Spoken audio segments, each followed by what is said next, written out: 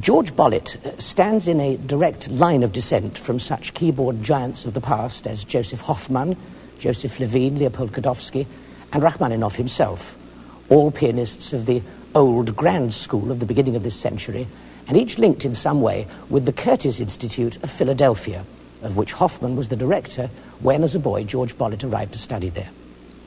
Bolet's career was significantly launched at the age of 16, when he played at Carnegie Hall before an audience which included Hoffmann, Godowsky, Rachmaninoff, and Horowitz.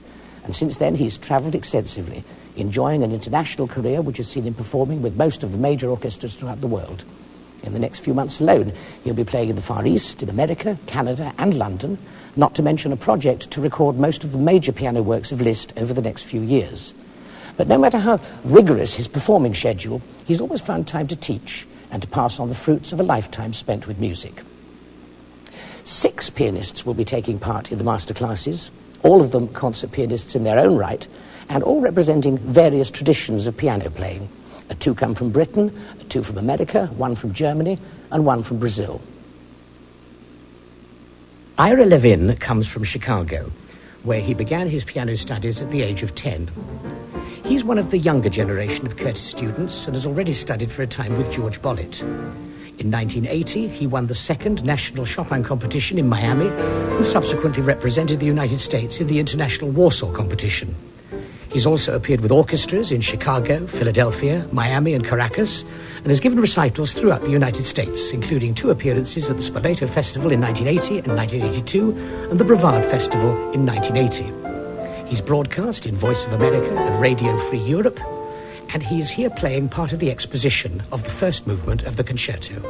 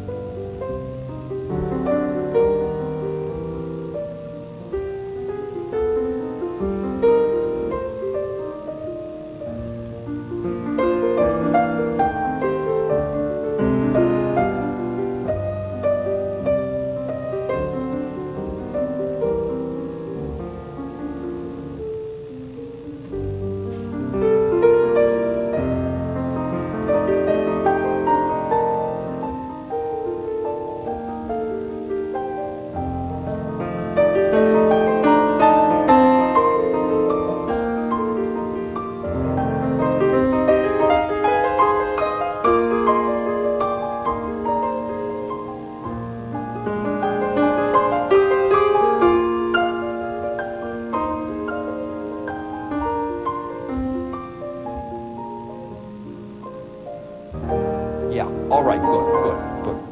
This is really one of the most difficult passages of the whole concerto to play. All right. I like some of the things that you're doing, but I think some of your accentuations are a little bit exaggerated because you're doing those things at the expense of the main melodic line. You know, it reminds me of the story of the farmer that had a mule for sale, and some city slicker came out to the farm. He had just bought a new farm and he needed a mule.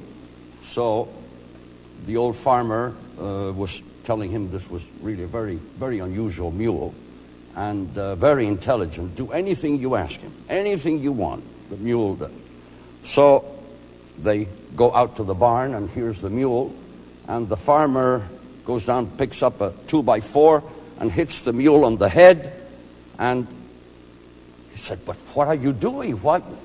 You say he's so intelligent, he does everything you want. Why do you hit him on the head like that?" He said, "Yes, but you got to get his attention first."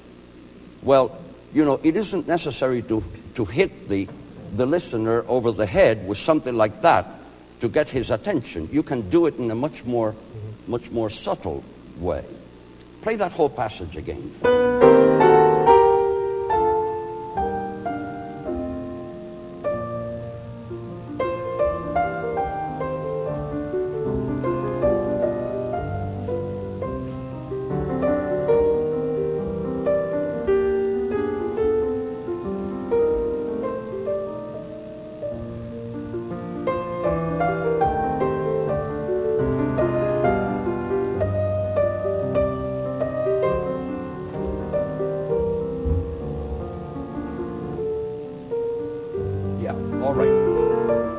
Now, there's a line here that you're absolutely kind of neglecting and ignoring, and I really would like to hear some of it.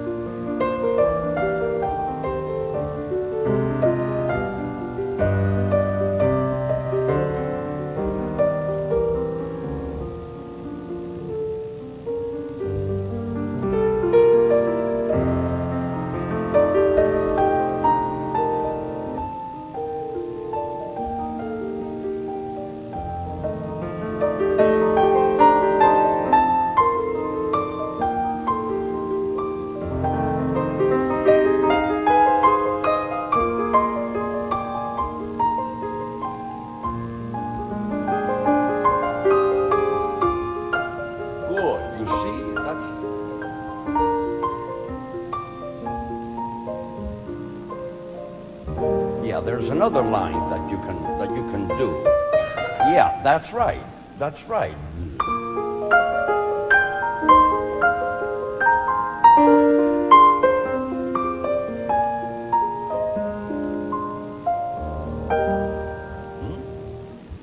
Okay, go on.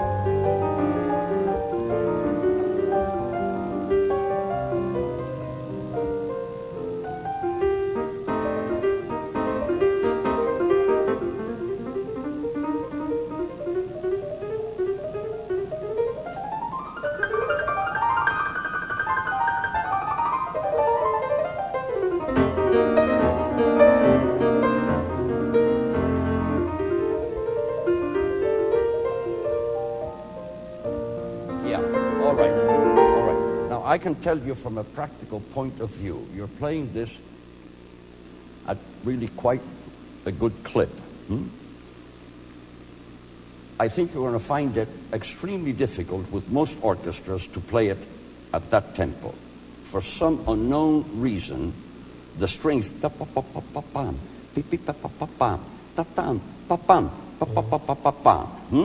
find it extremely difficult to do at a really fast tempo, the tempo that you played it.